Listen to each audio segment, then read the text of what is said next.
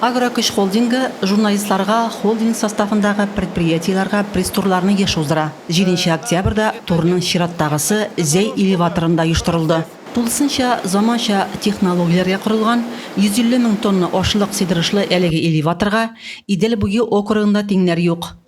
Эшчәнлеге ашлык кабул итү, киптерү, саклаудан гыйбрәт булган элеватор 2018 елда сафка басты. Һәм ул 3 ел инде ашлык кабул итеп, аны киптереп саклый. Хәзерге көндә элеватор 145 мең тоннадан артык зерно кабул итте. 135 мең тоннасы шуларның будай һәм арпа булды. 135 мең тоннадан кала 10 мең тонна бүгенге көнгә көнбагыш кабул иттек.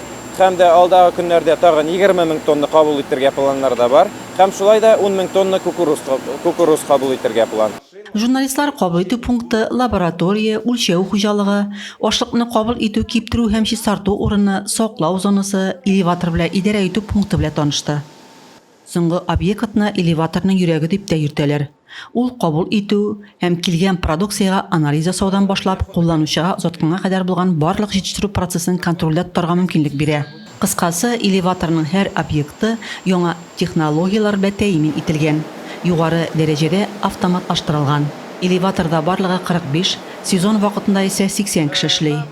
Эш 4 сменада алып барыла.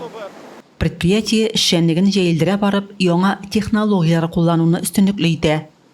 Быелгы елда без көнбагыш шүбен гранулаштырып, шушы шүптән ягулык әзерләү процессын башладык. Гранулаштырылган көнбагыш калдыгын җылылык шималы итеп кулланып булачак. Шул рәвешле элеватор заман белән атлап алга карап яши. Резима Кашапова, Денис Ипатов, Татарстан хәбәрләре.